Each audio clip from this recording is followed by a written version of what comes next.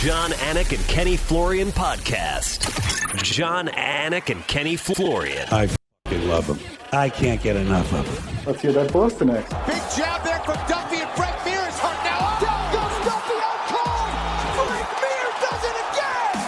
Rock'em sock'em robots here. Oh my goodness. Hyperbole. There are a couple of absolutely self-involved bullshit artists. Here are your hosts, John Anik and Kenny Florian. That's some bang. Pay-per-view week, let's go. No UFC Apex this weekend, fight fans. It is Monday, February 12th, 2024. Happy birthday to Abraham Lincoln and my younger brother, David Anik. There is a third brother. It's episode 466 of the Anik and Florian podcast. If you have found us on the DraftKings network, we appreciate that. On YouTube, full episodes of the show can be accessed on the DraftKings channel, so we hope you'll subscribe there. But a lot of content still coming your way on the Anik and Florian podcast channel. That included our second watch party, which took place about 48 hours ago. We think you might enjoy that replay if you have the time to check it out. I'm not sure the extent to which Kenny Florian enjoyed that exercise. He was sick as a dog, dealing with, like me and my twin brother, going at each other. Longo in rare form, Big Ron Pellegrino. I had a great time, Ken Flo. Thanks for putting up with us over the weekend. Oh, dude, are you kidding me? Physically, I felt like terrible. Today, I still don't feel great, but I felt so much better having the opportunity to hang out with you guys. You guys had me laughing and rolling all night, and dude, good times, good times. All right, coming up in about 10 minutes, ESPN radio national host and longtime handicapper and sports bettor Joe Fortenbaugh will join us, as will Ray Longo. We will have a lot of UFC 298 stuff, of course, on the show today. And then coming up on Wednesday, probably Wednesday night, full preview with predictions for UFC 298, Volkanovski versus Topuria. Brian Petrie and Ken Flo will make their picks. We are also scheduled to be joined by MMA Junkie and MMAJunkie.com, mixed martial arts analyst Dan Tom.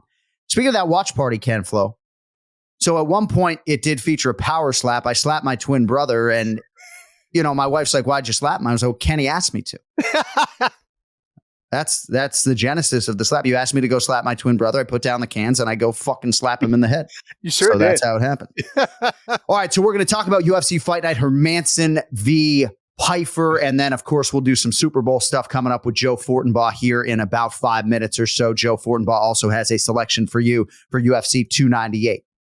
So we were watching live Jack Hermansson over Joe Pfeiffer by unanimous decision, 48-47 on all three judges' scorecards, Ken Flo. And I know a lot of people had their parlays busted, a lot of people ripping up Super Bowl tickets that were maybe tied to a Joe Pfeiffer selection, but the underdog Jack Hermansson cashes, and I thought he performed really admirably, especially given the fact that he hadn't graced the octagon since 2022. Your thoughts on Jack Hermansson keeping the gate closed, so to speak? Yeah, man. Listen, I'm not sure a lock, quote unquote, exists in MMA. This sport is just so chaotic. It's so volatile. And that was one of those picks, I guess, in a long time that I actually felt was a lock. I said Pfeiffer's on one. I thought the matchup was very favorable to him. And there was a strong argument that those first 10 minutes, was kind of the way that everyone saw that fight going. Now, Hermansson had other plans, however, and Hermansson started to battle back. He started to build confidence. I think partly because Pfeiffer allowed him back into the fight. I think that he didn't respect that leg kick early on. I'm not sure he had an answer to it later in the fight. And I think he thought that Hermansson was going to be out of there probably within 10 minutes. And that's when Pfeiffer certainly is most dangerous. I don't think he's ever been in the UFC anyway past round 2. So anytime you do that for the first time, there's going to be a little bit of anxiety on behalf of that fighter in that round, let alone rounds 4 and 5, which is a whole different ball of wax. Even if you're training for that, doing it in the UFC when the lights are brightest, even if it's at the Apex Center, is a completely different beast. And I think this is one of those things where we are really going to find out what Pfeiffer is all about. You don't find out what a fighter is all about when he's at his best. And you don't even find out what a fighter is all about when he loses. It's when he comes back that you find out what a fighter is all about. And I think he's got a lot to lean on from his teammate Sean Brady, who experienced something very similar in that fight against Bilal. It's a great point, and I think there are more talking points on Joe Pyfer as we spin it forward. But as far as Jack Hermansson is concerned, Kenny, I just have a lot of respect for this athlete, and I think a lot of people kind of wanted to bury him and suggest that he is several years or fights removed from his fighting prime. But I did think his post-fight scrum or press conference, whatever you call it, was pretty telling, because instead of talking about championship aspirations, he talked about desiring to get in front of a crowd again. You know, he has been a guy who has repeatedly performed and headlined at the UFC Apex. But, you know, MMA History Today, one of my favorite accounts on Instagram, had a post about the UFC Apex. And I think it is growing tired on some fans. We did a little bit of a segment on it last Wednesday, but it's interesting when you have a headlining athlete like Jack Hermansson probed at the end of a win that in theory would propel him into middleweight title contention again. And instead, all he's talking about is fighting in front of a live crowd. Now, I know you didn't have an amateur career per se. You didn't have that many regional appearances, and most of your fights were in front of big crowds. But I think it's starting to wear on some of the athletes. They got into this sport to make that walk in front of 20,000 people. And for a lot of these guys, it's not happening anymore. Not to mention, it can kind of be a great assistance during some difficult times, especially if, you know, let's say you're battling back or you need to battle back, and hearing the crowd behind you or sometimes even cheering against you can get you going. There is that energy that's all around you, and how you harness it is of extreme importance when you are a professional athlete. You could use it for good, or you can use it to destroy you. So I think that some fighters really feed off of that. And especially when you've already experienced that and now it's gone for that fight, I think that's when it could really hurt you. And I'm sure that Hermansson probably felt that, and perhaps was adjusting to that for the first 10 minutes. I'm not saying that's all what it was about, but it definitely takes some adjusting, both getting into that huge crowd for the first time and then not having it. It's so different. Like, I experienced that from The Ultimate Fighter when we were just kind of in that gym, right? The Ultimate Fighter gym, to going to a crowd in the finale were two very different things. The crowd or the anxiety of being out in that crowd in some ways defeated me, right? Feeling that pressure. And then after that, you know, when I got used to it, I would crave that. I would need that in order to perform at my best. So yeah, a lot going on. And I wonder how the UFC is going to pivot from that, or if they do at all. Obviously, I'm sure there's a lot of economic advantages to having the fights there. But you know, and the fans, I mean, the fans are clamoring for more live fights as well all over the world. And the UFC can certainly go to any city and make it a great fight night wherever they go. I mean, how many times does Dan Ige need to concuss a man without any crowd reaction? I mean, could you imagine the reaction from 20,000 strong if he had knocked out Andre Fili in a big stadium? You know, I do feel for these athletes. Now, there are plenty of fighters who say, oh, keep me at the Apex. And Tisha Torres was a fighter who really thrived in that setting and felt like it's sort of, not that it was a glorified sparring session, but it just felt like a comfortable environment for her. And I know a lot of athletes feel that way, but certainly as announcers, we can do everything in our power to try to, scream as loud as we possibly can. But it's just hard to sort of translate in a live event setting what's happening at the UFC Apex. But congratulations to Jack Hermansson. Now, Joe Pyfer did say he was punched in the eye. He acknowledged the strike, but it affected his vision for a few rounds or so. I just had in my notes, I'd hate to be the guy to fight Joe Pyfer next. And it's certainly going to be an unranked guy. You know, I think MMA Junkie had a post, maybe somebody like Eric Anders, right?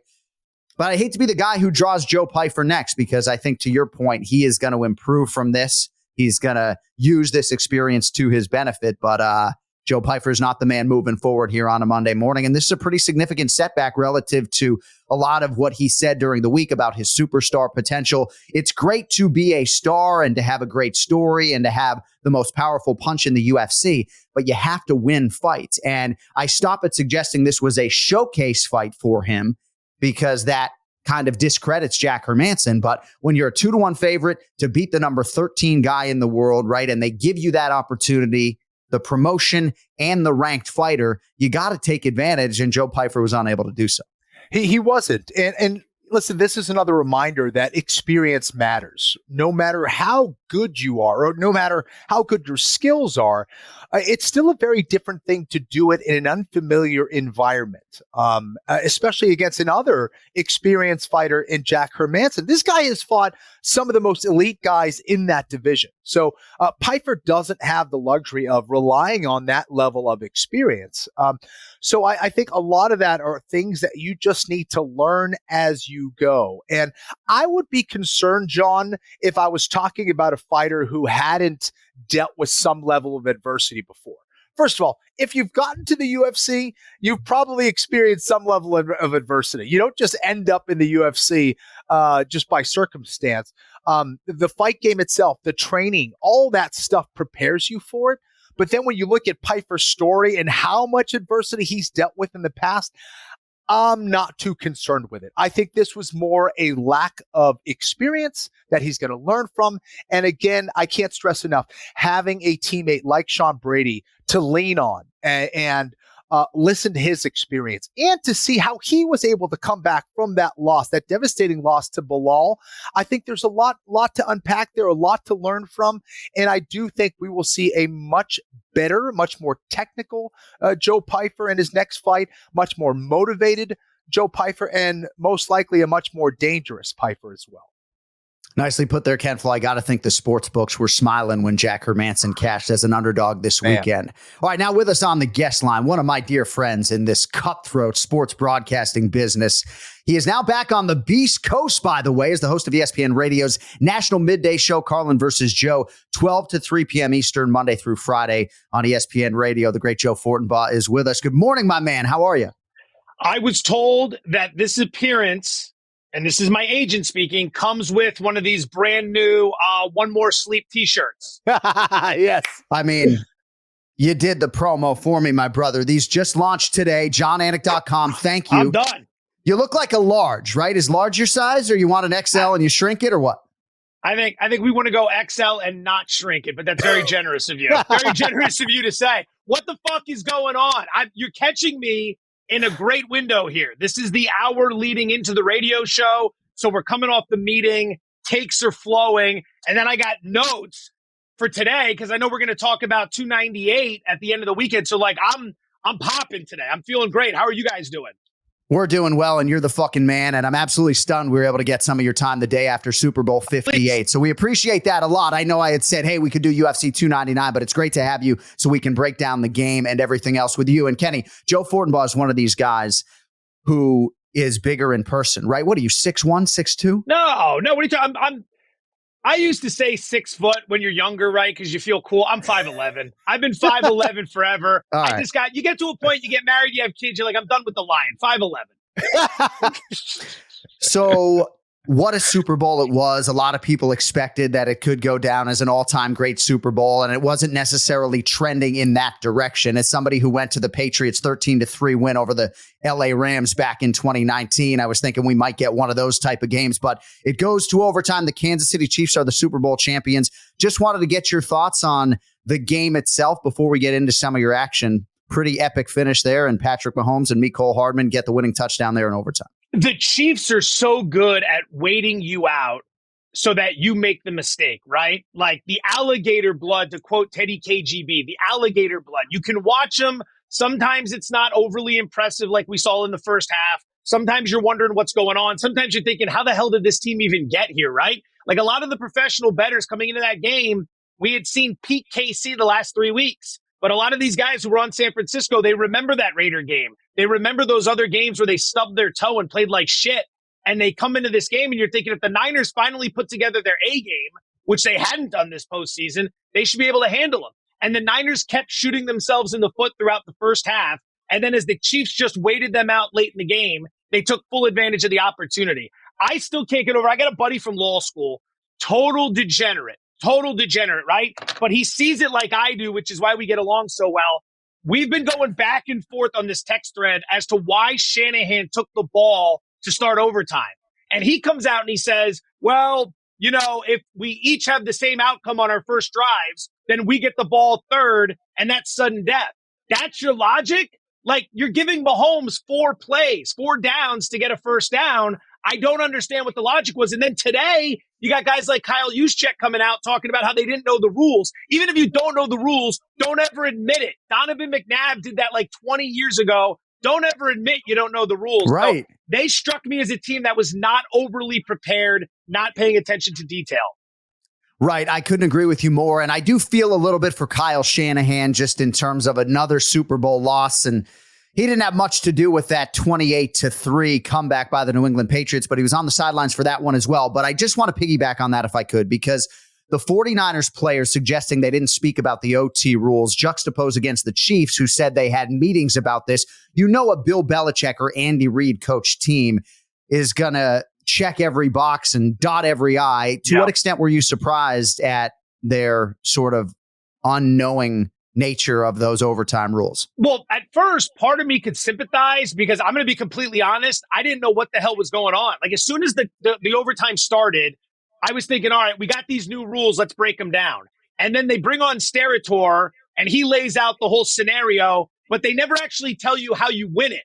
They're like, yeah, if it's a defensive touchdown, then it ends. But if not, both teams can score, both get a possession, and then it's a new football game.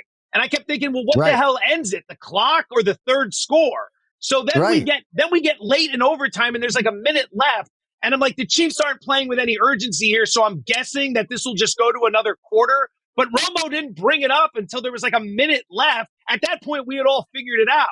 So, I mean, I should have known better. I think the broadcast team could have done a better job for us there. So it didn't surprise me that San Francisco, may have been caught off guard. But think about if Juszczyk scores on that first drive. Juszczyk's a Harvard grad. He came out and said he didn't know the rules. Would he have been celebrating, going nuts, and like not realize that they didn't win the game on that play? It's very surprising, especially as you see late in the game, you're getting close to OT and no one is thinking like, where are game analysts coming up saying, guys, here are the rules. Let's figure this out real quick so everyone's on the same page. That was his problem. He went to Harvard. He didn't go to Boston College. But there you go. Joe, I'm always curious to see what brings people into the sport. Like, what brought you into MMA and what kind of started, the impetus for you to start, placing your bets on the sport? Great question. So I was in law school in San Diego, 2003 to 2006. And obviously MMA in California at that time versus where I'm from, Allentown, Pennsylvania, very different. The first card I ever attended was you're going to Honda Center this weekend. I was at that first card that had Tito Ortiz and had Andre Orlovsky. That was my first live event. So it was right before I graduated. I just started watching it. Obviously, that's when you had Forrest and Stefan on Ultimate Fighter. So like that, I was one of those guys that got brought into that. I got brought in through like Drive to Survive on Netflix brought me in F1. That's what brought me into UFC. So I start watching it. The thing about it for me that I love, that makes me love it as much as I do, I've been covering football forever. I played football. I played baseball. I played all these sports growing up. I've covered them forever. I never covered UFC. I've never done any of that stuff. I've never learned any of it. I wrestled for a few years in junior high, but that's it. So to me, I truly get to be a fan here. Like in football, a little bit of my fandom's been zapped. It's not necessarily a bad thing, but it's been zapped covering the sport for 15 years. With MMA, I don't have any of that. I go into this, I'm blind. I listen to you two every week going into the big cards. I listen to everybody else, and like I'm learning on the fly. So that's kind of where the energy comes from. Like I'm learning about this all the time, which is what makes it so great. That's awesome. Joe Fortenbaugh with us here on the Anik and Florian podcast. So I think I met you when you were living in Las Vegas late last year. You leave the desert for this major career opportunity. And I'm curious sort of how it came about. I think you and your wife are happy in some part to be back on the East Coast, but you were doing a lot of betting intensive stuff, and that certainly still translates to your midday show. But this is like the dream for a lot of broadcasters to get their own nationally syndicated show on ESPN radio. That is now a reality for you. How did it come about? First of all, Christine Lisi says hi. I'm sure you remember her.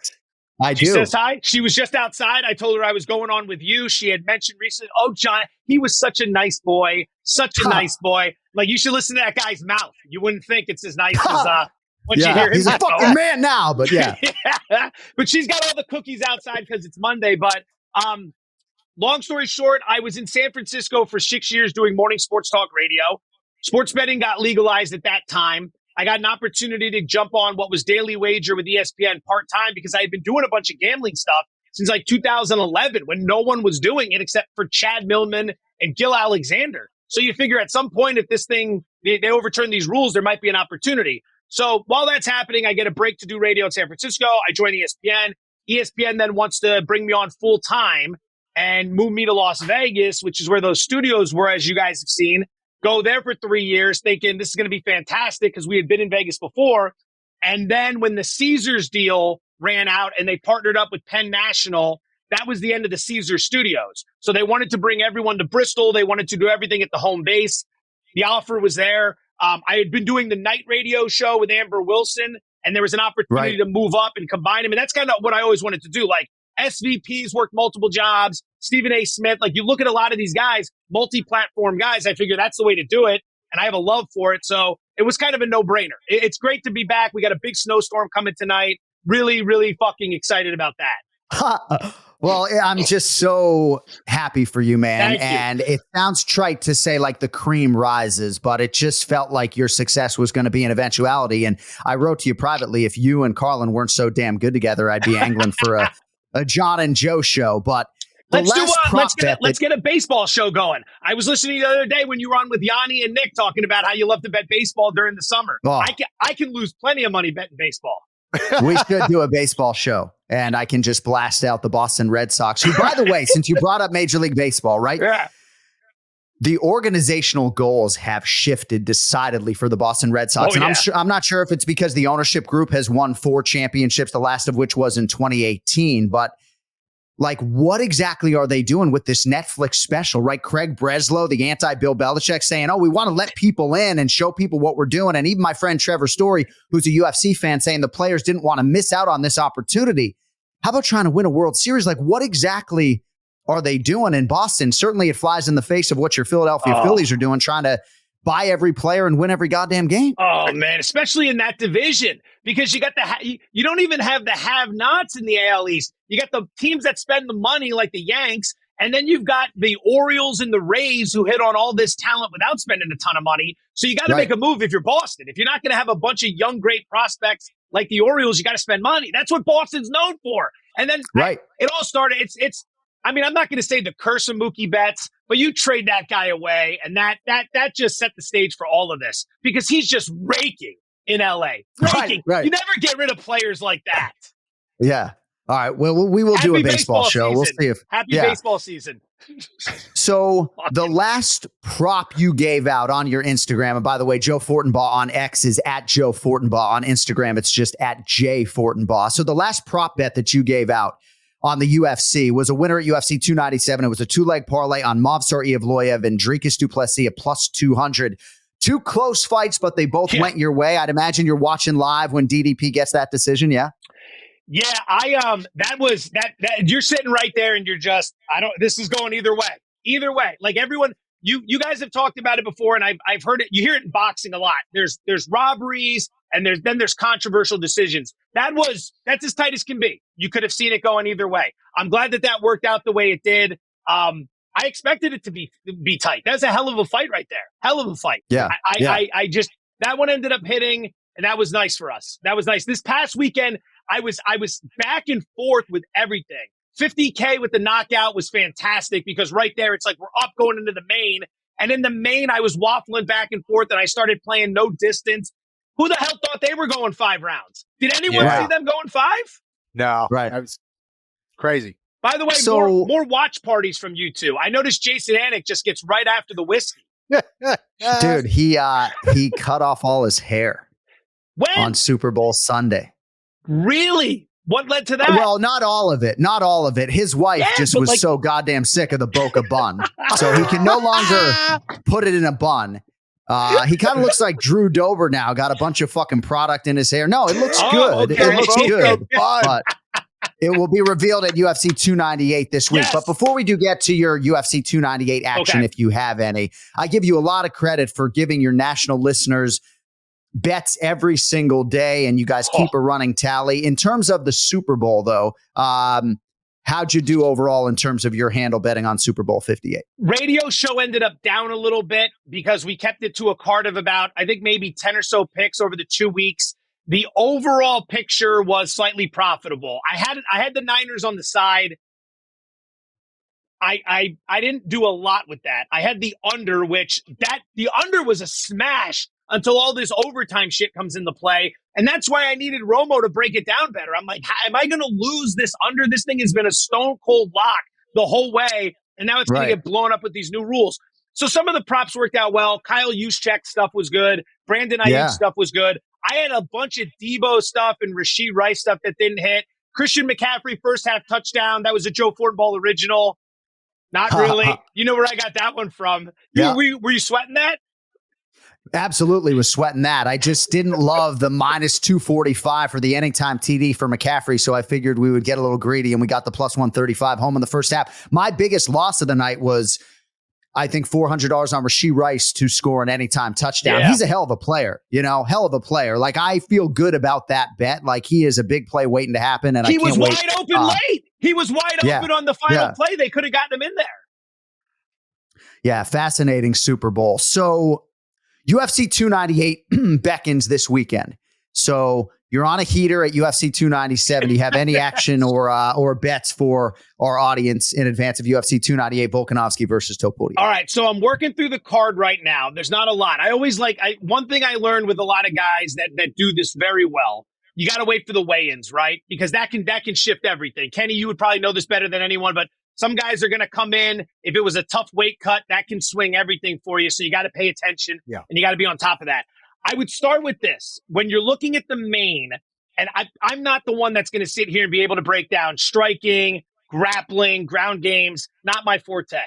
But the psychological angle of this and how it affects the line, that's where I come into play. And I look at Volk and I say to myself, if he doesn't take that last fight and he doesn't get knocked out, we're looking at this very differently. But because of what happened, he's coming into this fight with Topuria, who's red hot, and everyone's saying he's too old, right? That's the narrative. What happens after you get knocked out? Is this the end? And they're pricing it that way. It's, what is he, minus 120? Small favorite here. And I'm thinking to myself, there aren't a lot of opportunities. You get a guy who half a year ago we're calling him the pound-for-pound king, and now all of a sudden he's close to even money in a fight. So is this the buy low spot, right? That's what I'm thinking about right now. Is this the buy low spot? K-Flo, you could probably help me with this. When a guy gets knocked out like that, though, you start thinking a little bit the next time you're in the octagon, I take it. Yeah, absolutely. And I think that's what makes this fight even more interesting in a lot of ways is the backdrop of that last fight against Makhachev, him getting knocked out. What does this do to him physically? What does this do to him mentally? Absolutely fascinating fight, dude. So that's one I'm looking at. And then the other one, I'm trying to figure out what I want to do with Whitaker. He's a bigger favorite here. The money's moving against him. The ring rust for Costa is what stands out to me. And I see this a lot in boxing. And you guys can speak to it probably more in UFC. But guys like Josh Taylor, some of these fighters who are out of the ring way too long that rely so much on precision and timing, you see him get in the ring with someone who's fighting 2-3 times a year and they can't get their timing down. Like what Teofimo Lopez did to Josh Taylor last summer, I was on the wrong end of that one. And this ring rust thing is very real in boxing. So with the octagon, I'd imagine it's as well. I mean, what have we seen? We haven't seen Costa in like 15 months, 16 months, 2 fights since Izzy. So again, you look at that and I figure, how do I get involved with Whitaker, who's coming off a bad loss in his own right? I love the handicap, and I love listening to you. I am going to be in Bristol later this year, and I'm going to try to get some time with Amanda Gifford in the talent office just so I can tell her she struck an absolute home run, putting Joe Fortenbaugh and Carlin in that midday spot. Please send my best to Christine Lisi, and I'll leave you with this. So, dumbest fucking thing I did last night, bro. So, as of like a few weeks ago, I can actually bet in Florida on Hard Rock Bet. DraftKings Sportsbook I can't use in Florida right now. So I had a $300 2-leg parlay on the Miami Heat plus 7.5 came in earlier in the day against the Boston Celtics. And then I bought the Chiefs up to +4. And dude, I cashed out early. I was drinking Happy Dads and I fucking cashed out early. I cost myself $700. What part of the game did you cash out? Like second quarter? Where were you feeling shaky on that?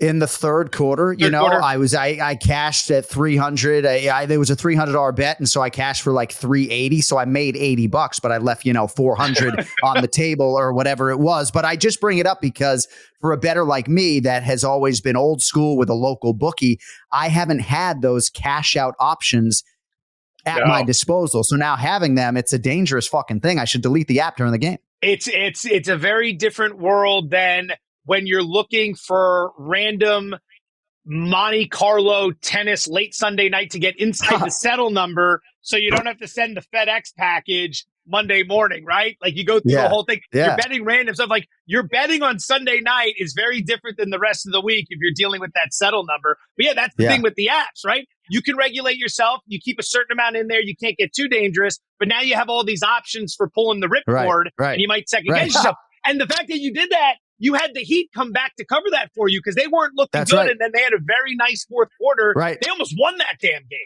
Right. Yeah, I shouldn't have gotten that part of the parlay home, but It is what it is. On Twitter, you can find Joe at Joe Fortenbaugh. On Instagram, it is at Jay Fortenbaugh. Dude, I love listening to you. I love your energy. I'm so happy I can get into my car every day between 12 and 3 and listen to you. Congratulations on the national show. We appreciate the time. Yes. Enjoy UFC 298. Open invitation to come on this podcast anytime you goddamn well, please. Anytime. I appreciate it. I love listening to you guys. It's a must listen leading into all these cards. You guys do a tremendous job. I can't wait to see the hair, though. Now you got everything. My head's all fucked up for this upcoming weekend because now I'm thinking about Jason Anik's hair. It's got no one's seen it yet. Kenny, have you seen it yet? I haven't. I haven't seen it. But the Boca Bun. I mean, that nickname is amazing. Yeah. I love it. Hey, Joe, we appreciate you, buddy. Of course. Thanks, have a great show. I appreciate it. Joe Fortenbaugh with us on the Anik and Florian podcast. He actually goes live 37 minutes from right now. Because I'm the real article. What you see is what you get.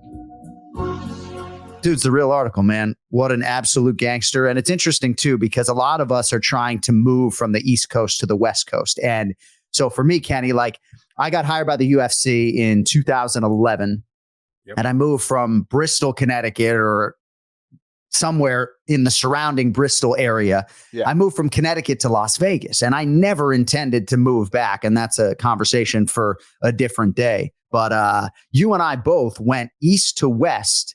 And then whether it was a spousal situation or otherwise, we're both back on the fucking Beast Coast. We sure are. I don't have to deal with snow. You don't have to deal with snow. That's a little different. Like East Coast is different than Northeast Coast. Right. So, no, I like it, man. It's been nice. All right, so you heard a little bit of Joe Fortenbaugh's handicap. Ken Flows is coming up later in the week. But fight fans, you can get in on the UFC 298 action. Not now, but right now. With DraftKings Sportsbook, the official sports betting partner of UFC, new customers who deposit $5 or more can get a no-sweat bet up to $1,000 back in a bonus bet. The pay-per-view main card is loaded. A lot of close fights on paper, including the featherweight championship main event. Essentially a pick'em right now between Alexander Volkanovski and Ilia Topuria. Volk's been a big favorite historically in these title defenses. Not the case this weekend. And if you would like to get in on the action, you can do so. Download the DraftKings Sportsbook app now. Use code AFPOD. New customers can get a no-sweat bet up to $1,000 if your first bet loses. Only on DraftKings Sportsbook with code AFPOD.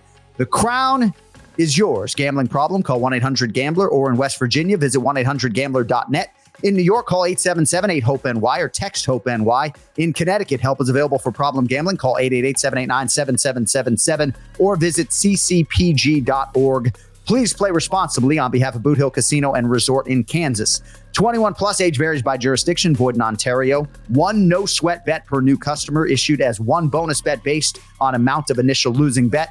Bonus bets expire 168 hours after issuance. See dkng.com/promos for deposit wagering and eligibility restrictions, terms, and responsible gaming resources. Kenny, my daughter Riley is going to be 13 in August, and being able to watch that Super Bowl with her last night was just a really special thing.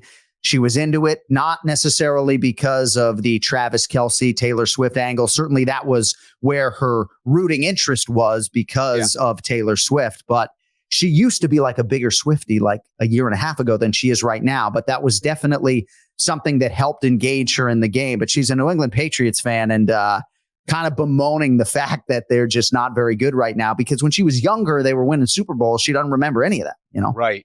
That's awesome. Dude, you know, I know that's the case, but for people who are hearing you like break stuff down in other sports, like for a lot of people, they're probably just now realizing how much of a sports nerd fanatic you are. Like the knowledge that you have in all, like across all different sports, dude, is very impressive.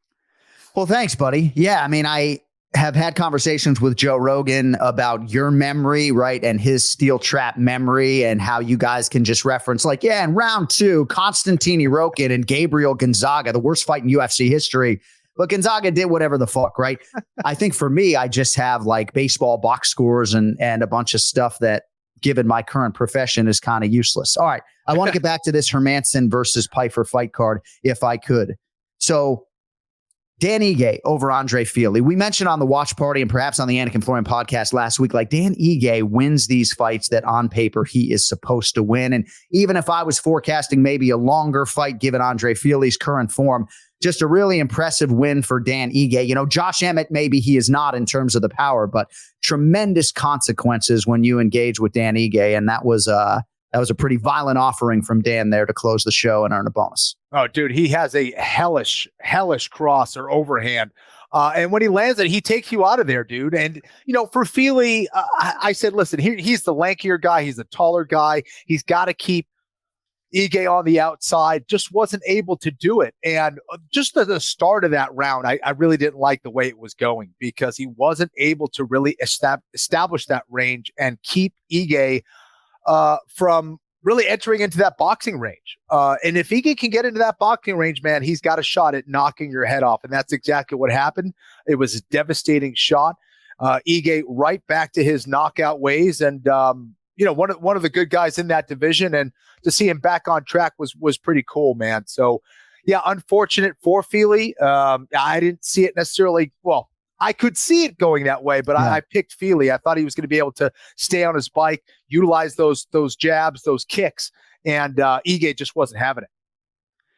So Michael Chiesa was part of our watch party, and you can catch that replay on the DraftKings YouTube channel, also the Anik and Florian podcast YouTube channel. But Michael Chiesa offered up that he hated that one of those good eggs had to lose. And I think a lot of us had those kind of emotions when Dan Ige fought Andre Fili. But Dan Ige posted on, I think, his Instagram, I want to say, Kenny, maybe like 60 minutes after the knockout, he was back at home reading his son a book before bed. And it was the best thing I saw Saturday night. If you think about what you all do for a living, right?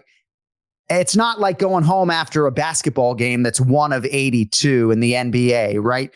You're fighting another man, you concuss another man, and then 45 minutes later, I see Dan Ige reading a children's book. I don't know. It was sort of a cool juxtaposition to see Dan go from the octagon to the nursery there in about 45 minutes. That's amazing, dude. Well, I will say it probably was a heck of a lot easier reading that book, knocking someone out as opposed to losing or getting knocked out yourself. So that's amazing, dude. Just already back home, reading his son a book like it was no big deal. Just went to work, you know, now I'm back and just kind of doing my thing as a dad now.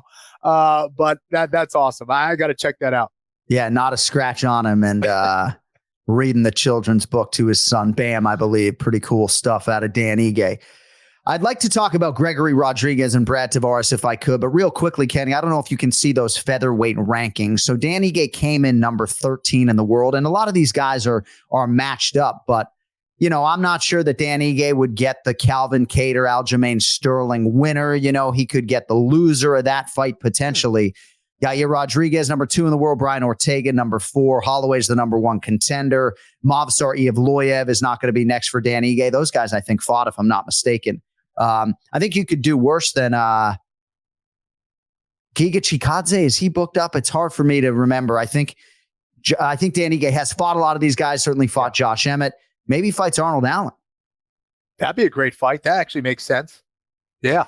Sometimes they don't like to match up. Oh, it's unbelievable. Sometimes they don't like to match up a winner with a loser, right? Arnold Allen off the close loss to Movsar Evloev. But I think as I digest these rankings live, I would like to see Dan Ige fight Arnold Allen. All right, let us get to RoboCop Gregory Rodriguez. And I'm curious what you think the ceiling is on this individual after a TKO against Brad Tavares, because Rodriguez can grapple. You know he's going to go for it. Certainly has a lot of power. I think there's a lot to like about his striking overall. I think at times he manages distance pretty well, moves his head pretty well, even though, it's a big head to get off of that center line. But this was a huge win for Gregory Rodriguez. And I think if you thought his ceiling was maybe at a certain point, you beat a guy like Brad Tavares, the eternally durable Brad Tavares like this. I have raised the ceiling on RoboCop after what I saw this weekend. Jacked President Obama. Is that who we're talking about? Dude, he can crack, man. The dude can crack. He is so powerful. That has never been a question. For me, sometimes what I see is a guy who gets a little reckless sometimes, gets a little too emotional, gets a little too excited, runs towards his opponent, gets into that boxing range for a little bit too long, and then starts to eat shots. I thought this was an excellent performance from him. I thought he fought very disciplined. He fought very smart. He fought to his strengths. And I don't know, man, I looked pretty dominant. For me, I thought because of that, either because of that or maybe because there was a lack of preparation. I don't necessarily believe that to be true, but Tavares seemed to be all over the place. Like, it seemed like he was confused as to how to approach, Rodriguez. So I don't know, man. This was interesting, man, but awesome performance. That is a good assessment of Brad Tavares, right? He did look a little bit listless and not sort of as completely locked in as we have seen him in fights prior. Yeah. And gosh, against Chris Weidman, I mean, from minute one, he was just totally locked in. But Congratulations to Gregory Rodriguez, not ranked at present, but moving on up in what is a huge year overall for the middleweight division. And that's a big win for him. All right, let us get to the star of the program. You know who it is. It's Raymond Peter Longo. Raymond. We're back in high def. Hey. Oh. Hold on a second. Oh, there we are. Yeah. You like to be in the middle. Yeah. Much better, right? All right. Oh, my God. He's coming out guns blazing as usual. Longo sandwich. Here we go. So my wife watched some of the watch party. Like, she loves you so much. It's amazing. Like, she just every time, and I think a lot of us really like listening to you, but you got a big fan of my wife. So where are you right now? You're in the living room, right? I'm in the TV room. Yeah. All right. So you have a new camera. Is that accurate? That's accurate. And there's no headphones or anything dangling. How do you feel about this new setup? I'm loving it, John. Absolutely loving it. Did it take you a while to set up? I know you were FaceTiming with our producer earlier. Very frustrating, John. Not to talk over you. Very frustrating. Frustrating today or for the watch party or both? For both. All right. So hopefully by next week I can lock this in. It takes me time. No, and that's okay. That's what you need at this age, right? More stress. Oh, right? without it. No, I don't want to. Kenny, I really want nothing to do with this. Go here, drag this, edit this. Command V. I've never hit Command V in my life on anything.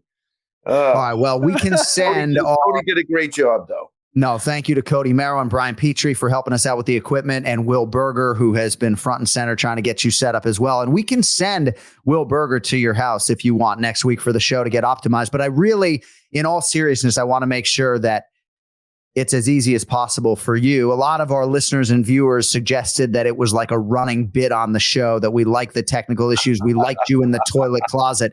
That has never been the case. So hopefully this setup is here to stay. Yeah. All right. So don't send Will Burger. Send over Smash Burger. Oh, there you go. There you go. Fries, but thank you. So I know you're a man of veracity. To what extent did you enjoy indulging us with that watch party on Saturday night? Would you prefer to watch the fights by yourself, or did you have fun? No, I had a ball. I had a great time. Camflo, you think if we hooked him up to a lie detector, we'd get a bunch of... I believe him. I believe him. Hanging out. What's better than that? Hanging out with a couple of friends watching the fights. Yeah. He was tuned into the fights, man. It was awesome. No, we used to do not watch parties, but we had parties all the time. I'd just over time. I mean, it's every weekend. It just started to fade out, and everybody's got their own lives and running in different directions. But man, we always watch the fights together, All right, well, we're going to do another one in March. The plan right now is to do a watch party for one UFC fight night per month. And if you want to catch that replay, you can do so. Not now, but right now. All right. Big things forthcoming this weekend. Merab Dvalishvili, Henry Cejudo under the lights. You getting anxious, Raymond, or what? I'm feeling it, man. And I tell you, especially somebody sent me a clip of, I guess it was the Countdown special where I'm hoping it was staged when he got rid of Captain America. Did anybody see that? It looks staged. It had to be staged, right? Because if not, that's really a piece of shit scumbag move. I'd never even look at the guy again. I mean, you could get rid of the guy, but to do it on camera, I mean, is this where we come to, Kenny, with everything has to be TikTok and all this? But dude, bullshit. I'm cool. I'm hopefully it's bullshit, you know? Yeah, I mean, this is definitely the age we're at, man. You know, crazy. Yeah, I'm curious. I read an article on it, and I saw kind of what transpired. I haven't seen the video itself, but that's interesting. Reading the article, right, you think it's kind of real, and then watching the video, you can see whether it's authentic or not. So I'm really curious as to checking out that video and seeing for myself. But yeah, man, that'd be unfortunate if it was just set up. Is it a head game towards Merab, you think, or is it him trying to get attention? What do you think the deal is, Ray? I think it's narcissism to the highest extent. That's what I think, to the highest extent. That it's all about him, and that's the way I'm interpreting it. You can't do that with a guy that was with you when you won the gold medal. You got 1 or 2 fights left? You'd have to be. It's just stupid to me, but.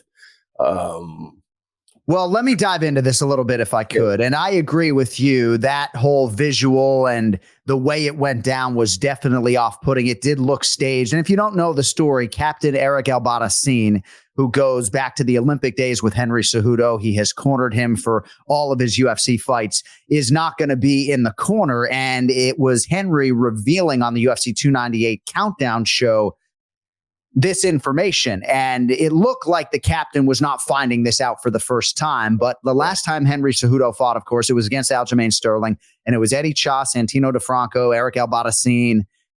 Everton Lopez was in the corner, and he'll be there this weekend. But Jose Maria Tome, Everton Lopez, and Guillermo Torres Cervantes. So Cejudo making some changes, and it's not those fight-ready guys either, Ray. So I do think that Henry may be trying to get some new looks and maybe didn't like the totality of that performance and preparation against Aljamain Sterling. So we'll see if these changes produce the desired result. He didn't like the changes, John. So he didn't look at himself. He looked at everybody else, right? Yeah. That's smart. No, it's fair criticism. And, one thing that I suggested when Henry Cejudo came back, that it was a money play. I mean, certainly it was great for his sake that he returned in a championship setting. I was a little bit surprised that Henry Cejudo was afforded a title fight immediately after retiring and being out for that long. But you've heard him talk again about money in the lead up to this fight. I think the quote was something like, the best place, the easiest place to earn big paydays is the octagon. It's not waiting on a real estate commission, right? Wasn't there a time Cejudo was going to be doing a bunch of real estate stuff? And I think a lot of these guys realized that not only did they make the bigger paydays later in their careers, but no place like the octagon in terms of trying to get, a six-figure payday for one night, so to speak. Without a doubt. And that is, again, we can complain about fighter pay and, again, we obviously, the UFC wants to keep, their margins the way they want them, and the fighters want more money. But at the end of the day, they do make money that they're not going to be able to make anywhere else for the most part. You know what I mean? And that's the reality of it. Those, like you said, John, to go in there, put in a 6-week camp or an 8-week camp and come out with $300,000 or $400,000 or $500,000. That's enticing, man. It's not easy to go out and make $500,000 today, right, Kenny? I mean, especially if you have kids. It's one thing if you're single and it's just you, or maybe just you and your wife. But once you start having kids, you realize, wait a sec, I got to start paying for these kids, right? School is all for so many years. Yeah, so right. Start doing the math. Yeah. Yeah. It doesn't stop, right? The bigger they get, the more expensive things get. Right. Today everybody's running their kids to all different types of programs. John, you know that. Yeah, no, it's a real thing.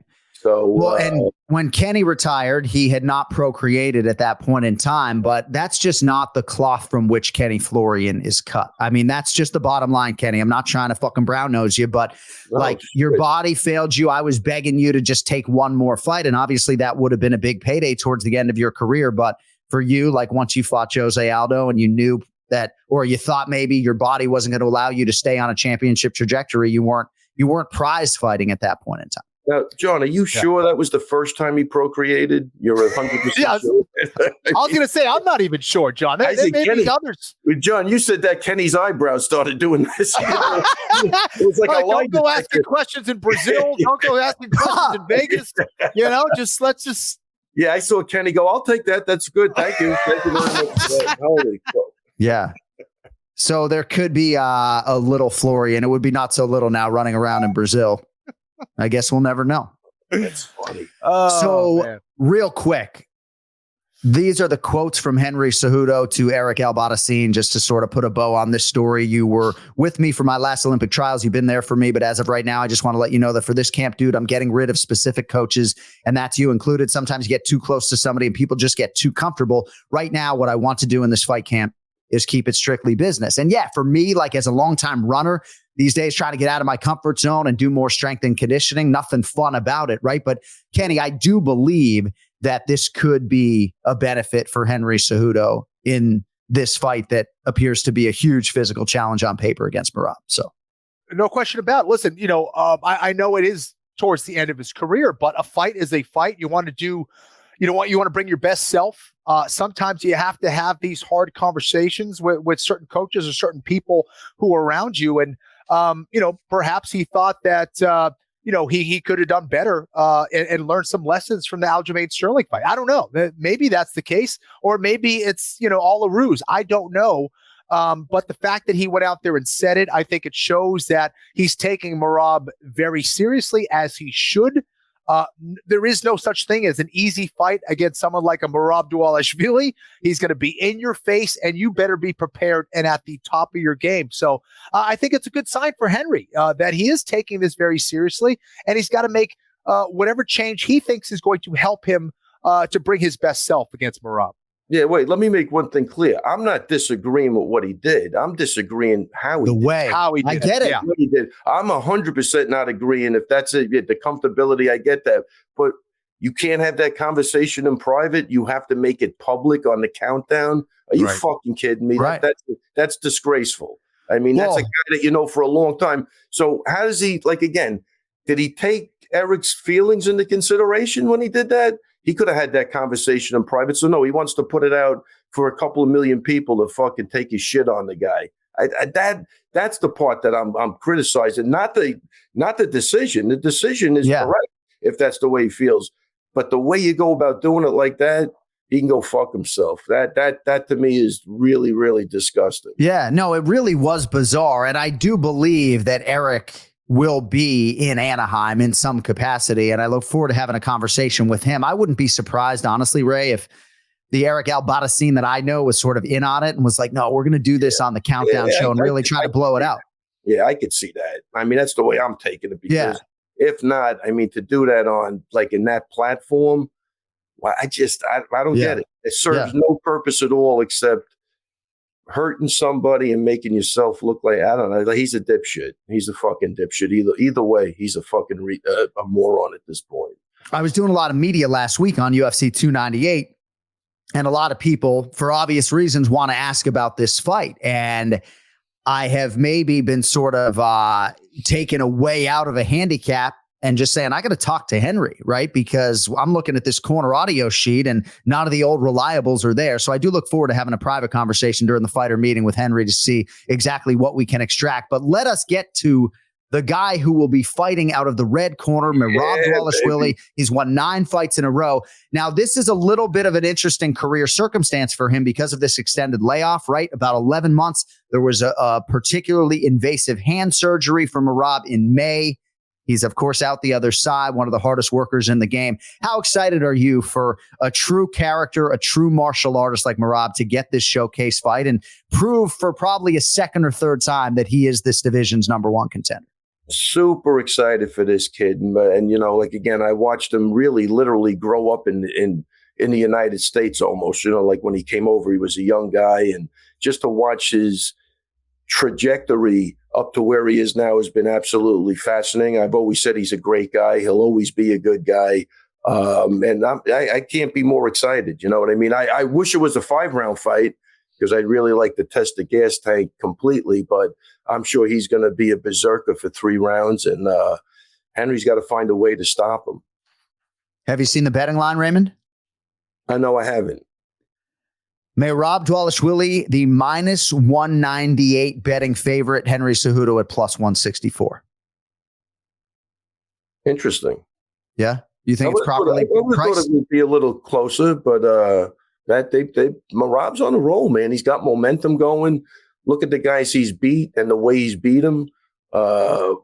Shut down Peter Yan. Shut him down for 5 rounds. Couldn't do anything. And Jose Aldo, I rewatched that fight. He stood in front of Jose enough times where Jose could have did something, but it was at the end of Jose's career because he was a great champion. But he did shut him down. He's fearless. He commits to those punches before he takes you down. Like, it's not a fake. You're getting hit and then put on your ass. So he's got what he does really, really well, and he's got the gas tank to back it up. Ray, I'm not sure it matters to you anyway, but do you think Cejudo's in this for the long run, or do you think he's in this to make another shot at the title, or do you think he's in this for a payday? Like, where do you think Cejudo's head is at this stage of the game? My initial thing would be he's in it for a payday, but look, the guy's a competitor. He's a gold medal winner. Your brain, he's going to think he could beat everybody up until the time he's 70, I'm sure. That's his mentality, and that's what got him there. So as much as I want to say it's a money grab, I honestly believe he thinks he can make another run for the title.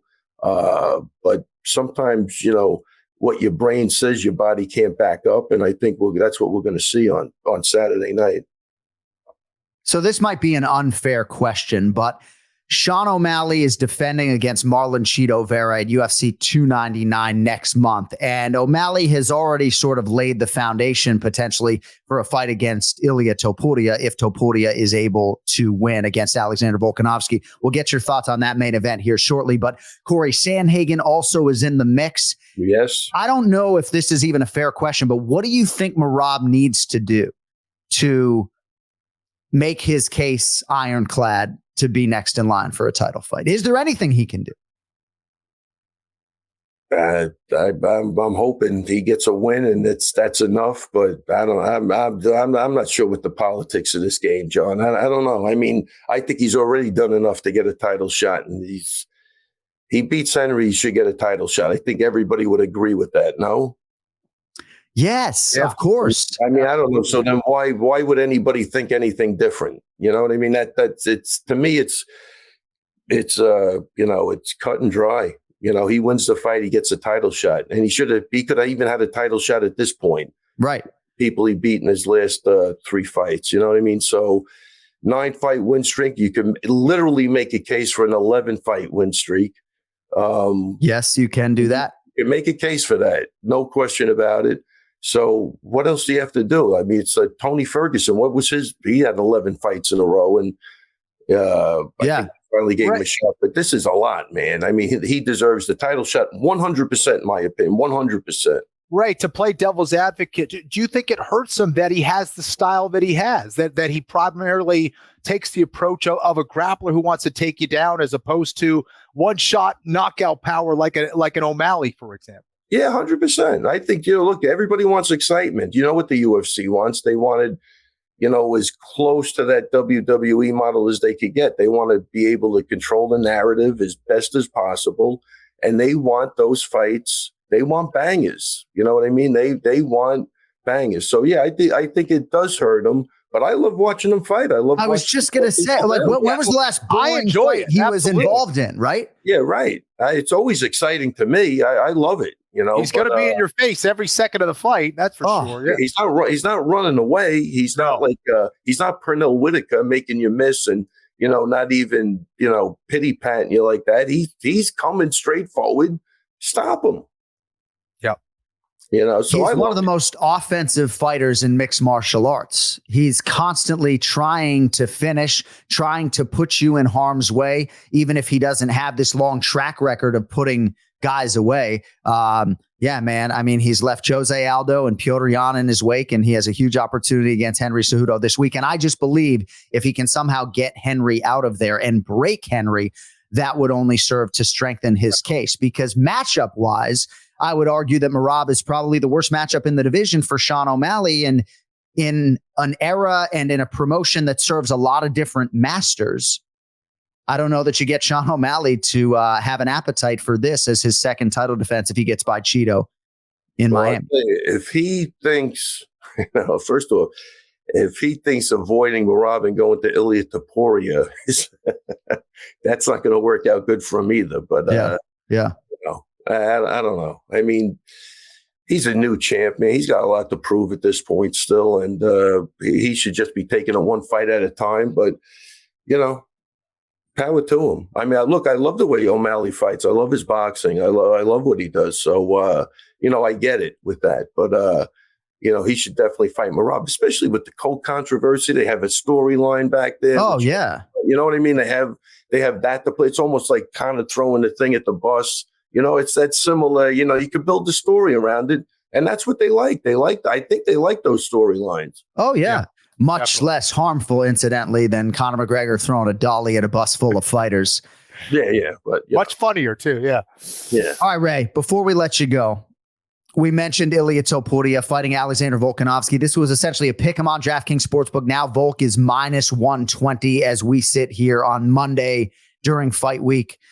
A lot of people think that there is a tremendous amount of value on Alexander Volkanovski. Historically, he's been a big favorite in a lot of these title defenses. That is not the case this weekend. So are you aligned with that opinion as this price seemingly is starting to move up, that there's value on Volkanovski? It sounds like you like what you've seen on film from Topuria as well.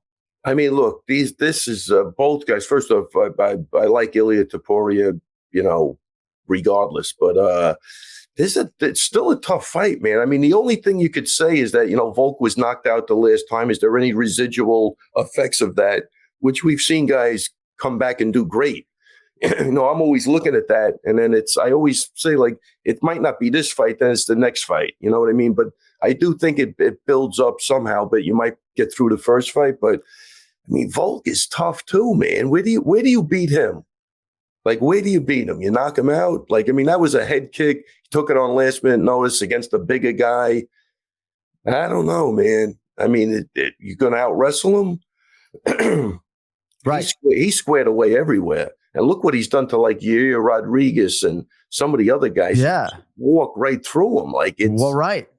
So I don't know. I mean, I like both guys. I really do. Like, personally like both guys. So I don't know which way to go, to be honest with you, but it's going to be a great fight. I'm looking forward to the fight. And I think Volk's a really strange puzzle to solve. A lot of pundits are suggestive that Topuria has both a speed and power advantage. And Ilia is talking like a guy who feels like he has myriad ways to finish as well. I'll see you on Valentine's Day in Anaheim, if I'm not mistaken, Raymond. Oh, yeah. We're partying. It's me, you, and Big Ron this week. That's right. Big Ron Pellegrino going to be there as well. And I don't know if you heard, Ray, you probably didn't. My twin brother's coming out too. He cut off all his hair. So. Oh, wow. Good to see Jason too. No, it was fun the other night. No, do we? No, I had a great time. A blast, dude. Yeah. I would do that for almost any UFC fight night. I'm watching the fights at home. It's a little invasive on the rest of my family, but let me get my Who Cares folder for that. That's what I like. Where the pants in that relationship? I like that. Poor Chrissy. I get your back, Chrissy. Don't worry about it. You know who wears the pants in my twin brother's marriage? Not fucking him. I'm not even trying to be funny. You guys got a good thing going. I like this. I like the bickering and bantering. This is funny. But the truth will set you free. I mean, he'll come on these airwaves and say, yeah, like my wife's the boss. And I just turn around and fucking take it. You know what, though? I mean, Ken Flo can be a stubborn guy. Ken Flo married a strong woman as well. Like, she don't take no shit either, Kenny. I'm not saying she wears the pants necessarily, but no, she does not. But we have a nice, working relationship. It takes time, but there's a lot of arguments along the way. But now we're understanding each other a lot better. And how many years you've been married, Kenny? Let's see, since 14. Wow, 2014. So it'll be 10 years. Wow, 10 years, decade coming up. Ooh. Wow. Ray, you should have seen the backdrop, Pawleys Island, South Carolina. Looked like a fucking movie set, Well, you got movie good looks. You Yeah. Yeah, no, right. It was like, wow, the bride and groom are really attractive, and the pockets were deep for that wedding, I'll tell you. Do you know, actually, Mr. Gilmer, thank you for that. Yeah, there you go. I'm sure Augustine kicked in a little something. By the way, Dr. Florian is on Instagram now. He is? Oh, yeah, Yep. I think he is. That's right. You're right. Well, I always see him on Twitter, right? He is on Twitter. He's always liking stuff on Twitter. He still practices, Kenny? He's still an active doctor, more on the research side now, but he doesn't do surgery anymore. Beautiful. Yeah. One of the greatest thoracic surgeons of all time. I'd love to meet him someday. Seems like he would love to meet you. Yeah. But let me get a couple of shout outs, Sean, before I go. You know, we had a big weekend. We talked about on That's right. Whatever we did the other night. What did we do with it? Oh, watch party. Yeah. Watch party. Yeah. It ain't working. But shout out to Dylan Montello and Damian Nelson. 2 big wins, 2 stoppages. Nice. Damian beat one of your Boston guys. What's his name again? Seamus? Oh, Don Shamus. Yeah. Shameless Don Shamus. Shameless Don Shameless. Yeah. Very nice. But looks like a stand-up guy, too. Took Great guy. The legal knee, and he wanted to get right back in there. So he looks like a grassroots good dude. And Dylan had a great fight, 2nd round knockout. I also want to shout out Nate Williams, man, his opponent. Right when they, were reading the decision, he came over. He said, "I'm an avid listener of the Anik and Florian podcast. I love you guys." Even an opponent, Nate Williams, I'll always be a fan of yours from now on. Crafty veteran, great team around him, really nice guys, and that was it. But and also, let me just get an ally Quinta, Charlie Campbell in the corner with me with Dylan Montello. What a power corner that was! I loved it. Loved every second of it. And up in Boston, we had Steve Lee. Eric High was a part of everything too, as always. Johnny and Sully. Nice, Johnny and Sully. Nice way to close it out. That does sound like a power corner, right? Ray Longo, ally Quinta, Charlie Campbell. My goodness, great corner. Yeah. Because whatever Dylan doesn't finish, Charlie wants to jump in there and kill somebody. Always good. So a great weekend for the team. I want to thank all the coaches and everybody too, because we were split up and these guys are really making it easy on me. They're helping me out a lot. So I want to give them the proper credit. So, amazing. And it sounds like Nate Williams deserves to be booked on the Anik and Florian podcast. I would get him on. This guy. We'll get him on. I like anybody that comes up to me and says that. I think, it's like building a building, Kenny, one brick at a time, man. You got to get these guys. But even his team, they're just the great people. It was a great, ran into Wonder Boy's father there. I didn't even know he was in. I didn't even know he had somebody fighting. We were in different dressing rooms. That's always fun. Was he printing money on location, or did they just do that in Simpsonville, South Carolina? Oh, they're printing money. Oh my goodness! Ray runs a tight ship, man. Ray's not fucking around, man. He's a great dude, and they got a great setup over there. If you ever get it, I always talk about. You ever get a chance? Yeah, to see that gym, absolutely phenomenal. They just got martial arts run through their veins, man. Oh, there's no doubt. And as much as the Florian Martial Arts Center on Webster Street in Brookline, Massachusetts, it's absolutely slaying it, right? Ray Thompson's got over 900 students, right? Crazy. Even if they're all paying fucking $20 a month. It's a lot of money. I believe they own like a literal castle in Simpsonville, South Carolina. So they're doing okay. Yeah. Oh, no. And he built it. I think he built it himself, if I'm not mistaken. Crazy. Yeah. I think the contractor was going too slow. He threw him out and he started doing it himself. Yeah. So that's a man right there. Yeah, crazy. But all right, Raymond, have a great day. Have a better evening. And I can't wait to give you a big hug in Anaheim, California, buddy. We wish you and Merab Dwalishvili all the best. And we'll see if it's a Celebration Monday on the Anik and Florian podcast next week, brother. Let's go, Merab. Let's do it. Take it easy, guys. Great time as usual. Thank you, buddy. The Ray Longo Minute, now visually enhanced every week. Buddy. Good. All right. By the way, I did have a UFC fighter send me a direct message this weekend asking if he could come on the Anik and Florian podcast. And since Ray just talked about Nate Williams, probably a good opportunity. If you are an active UFC fighter and you would like to grace these airwaves and be brought on the Anik and Florian podcast, all you need to do is reach out to me, message me. We would like nothing more than to give all of you a platform. So if you are a UFC fighter that listens regularly and you feel like coming on here could enhance your profile, if you're a fan of Kenny Florian, whatever the case may be, happy to have you on the program. All right, Kenny, we got another episode coming up, I think, Wednesday night. But before we get on out of here, Rodolfo Vieira submits Armen Petrosyan with an arm triangle at this UFC fight night. And I think this was the record setter. I think no man nor woman in UFC history has 4 arm triangle submissions in the UFC. And, the early returns on Rodolfo Vieira in the UFC weren't necessarily great, but he has really rounded into form and increasingly becoming a middleweight problem. This was a big win for him over the weekend, got the bonus too. And no question about it, man. Just like we talked about with Piper, we have seen a guy in Rodolfo Vieira who knows how to come back from adversity, whether it's the Anthony Fuffy Hernandez fight or Chris Curtis. He has been adapting. He's been getting better. And to see a guy who is a true legend in the sport of Brazilian Jiu-Jitsu do this well here in the UFC at the highest level and beat a very dangerous guy in Petrosyan, I thought it was a tremendous win for him. And, my signal just turned bullish for him, man. He's looking great. Yeah. All right, so a lot of coverage coming your way at UFC 298. That includes extra rounds on UFC Fight Pass with Bilal Muhammad and my twin brother, Jason Anik. I'm going to be making an appearance there on Friday, so I don't know exactly where they are going to be, but I'm going to show up. I would love nothing more than to meet a lot of the Anik and Florian podcast listeners and UFC fans, so hopefully if you are in the Big A, we can connect on Friday. Also, don't forget, JohnAnik.com. We just launched our new flagship ONeMoreSleep designs. That's not going to help there. I'm just going to hold it up a little bit. And it's authentic. Sorry about me pitting out there, but it's authentic because that is actually my signature right there. Thank you, Cody. Get that mic out of the way. This should be out of the way, John.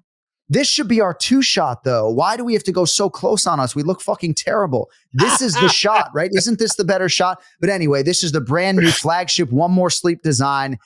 Thanks to Joe Romero and everybody that helped put this together. And it's authentic because my signature's in the collar as well. Cody's telling me not for vertical content. This shot doesn't work, but I do think we look prettier and it shows off my studio with Nate Diaz and Khabib and everything else. But we got to get on out of here. JohnAnik.com for all of the Anik and Florian podcast merchandise, including the new ONeMoreSleep designs. The Miami design is there for UFC 299.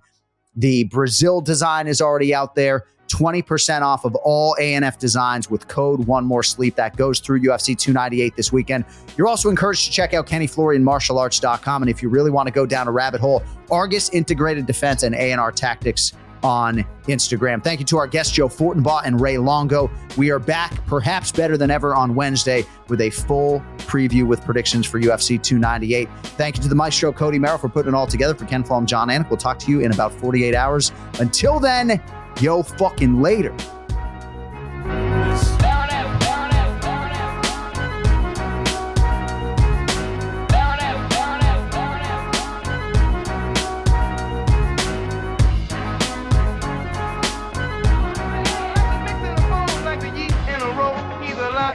He's a soul to the bread. He's cornbread. Cornbread. He's cornbread. Cornbread. Life is so precious. Do the best that you can. Keep your hands on the bar. He's the open man. He's cornbread.